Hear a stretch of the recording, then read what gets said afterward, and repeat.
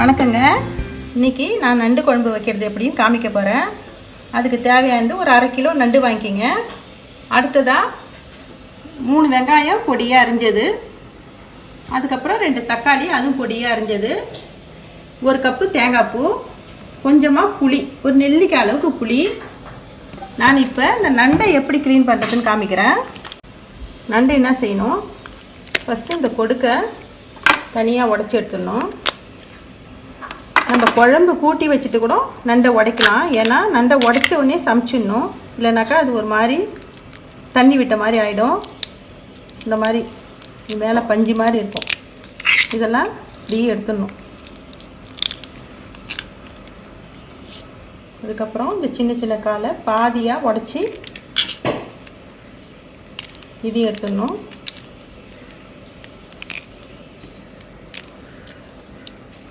இதுக்கப்புறம் இந்த நண்டை 2ஆக இப்படி உடச்சிக்கணும். பாருங்கள்,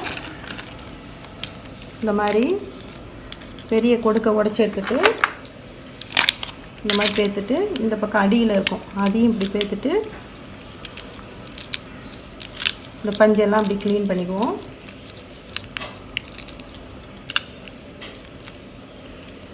அதுக்கப்புறம் இந்த சின்ன கால்லாம் அப்படி உடச்சிட்டு இது 2ஆக போட்டுக்குவோம். இப்போ நண்டு குழம்புக்கு ஒரு பாத்திரத்தை அடுப்பில் வச்சு 3 ஸ்பூன் எண்ணெய் ஊற்றிருக்கிறேன். இதில் 1 ஸ்பூன் கறி மசாலா பவுடர் போட்டுக்குவோம். பொரிஞ்சிச்சு பாருங்கள், பொரியுது. அடுத்ததான் நம்ம வெங்காயத்தை போட்டு நல்லா வதக்கிக்குவோம்.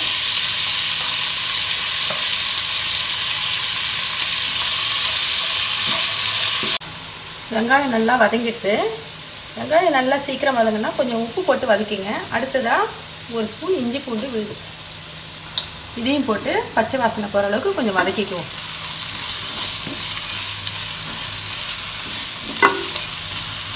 அடுத்ததாக தக்காளி போட்டுக்கிறோம், இதையும் நல்லா வதக்கிக்குவோம். நண்டு குழம்பு கிரேவிக்கு 1 ஸ்பூன் பெருஞ்சீரகம், 1 ஸ்பூன் பொட்டுக்கடலை போட்டு நம்ம கொஞ்சம் செவக்க வறுத்துக்குவோம்.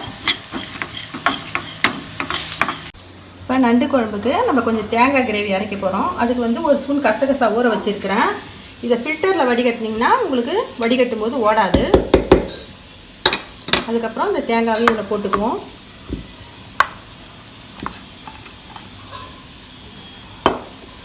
அடுத்ததாக இந்த வறுத்த பொட்டுக்கடலையும் சோம்பையும் போட்டு இதை நல்லா அரைச்சிக்குவோம்.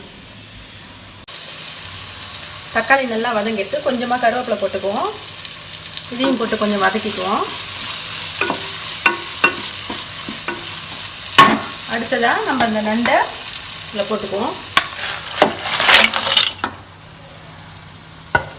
போட்டு நண்டு முழுகிற அளவுக்கு நம்ம தண்ணி ஊற்றிக்கலாம்.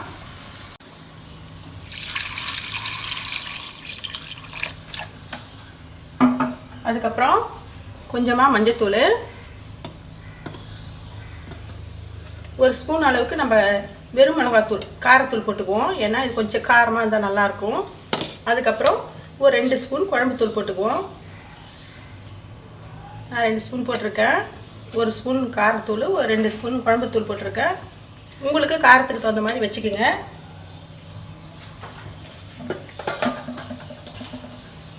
தேவையான அளவு உப்பு போட்டுக்குவோம்.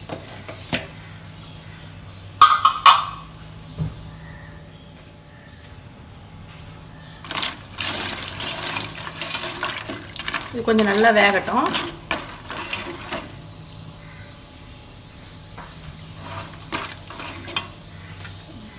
அடுத்ததாக மிளகாத்தூள் வாசனையெல்லாம் போயிடுச்சு. கொஞ்சம் புளி ஊற்றிக்குவோம்.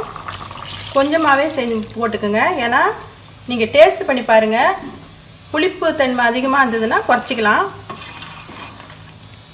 இது கூடயே இந்த அரைச்சி வச்ச தேங்காவையும் போட்டுக்கலாம். கொஞ்சமாக கொத்தமல்லி இலையும் இதில் போட்டுக்குவோம். கொஞ்சம் நல்லா மூடி வேக வச்சுக்குவோம். நண்டு சீக்கிரம் வந்துடும், அதனால் நீங்கள் இதை குயிக்காகவே ரெடி பண்ணிக்கலாம் அந்த குழம்பு. பாருங்கள், நண்டு குழம்பு கொஞ்சம் தண்ணியாக தான் இருக்கும். அதனால தான் நம்ம பொட்டுக்கடலை அரைச்சி ஊற்றினா கொஞ்சம் திக்னஸ் கிடைக்கும். பாருங்கள், நண்டு குழம்பு வச்சாவே வீடே மணக்கும், அவ்வளோ வாசனையாக இருக்கும். இப்போ கட்டி பதம் வந்துச்சு, கொஞ்சம் ஆஃப் பண்ணிடலாம். பாருங்கள், கமகமான வாசனையான நண்டு குழம்பு ரெடி ஆயிடுச்சு. நீங்கள் கட்டாயம் இந்த மாதிரி செய்து பாருங்கள். சாதத்தோடையும் இட்லி தோசை எதுக்கு வச்சு சாப்பிட்டாலும் இது சூப்பராக இருக்கும். மீண்டும் சுவையான சுலபமான ஆரோக்கியமான சமையலோடு உங்களை நான் சந்திக்கிறேன். நன்றி, வணக்கம்.